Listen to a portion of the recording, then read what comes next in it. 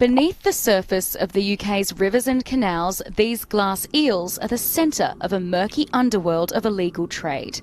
They develop into the highly sought-after European eel. While the main trade is primarily in France and Spain, smugglers here in the UK will also offer way above the legitimate market value of around £150 or $190 a kilo.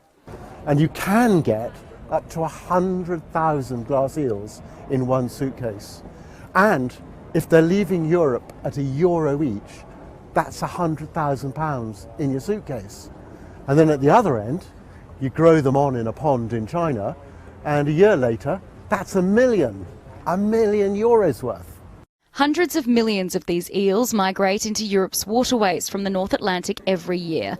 And while that sounds like a large number, the decline of the species has seen it land on the critically endangered list. EU restrictions were imposed in 2010 and it's illegal to sell these eels outside of the EU.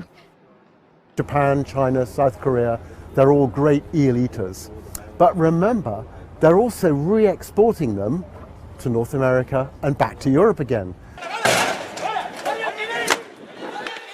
This raid was carried out in the south of Spain last year. Civil Guard officers arrested 10 people. Top officials from around the EU gathered in London to discuss the joint action of authorities. There is a lot of legal trade that takes place, so when you've got a legal trade and illegal trade going side by side, it's sometimes very difficult to try and combat that. Law enforcement admits it's a tough task, but is eel trafficking really the world's biggest wildlife crime? It's getting very close to being the top. When you look at the monetary returns on the illegal market, yes, it is approaching one of the major wildlife crimes.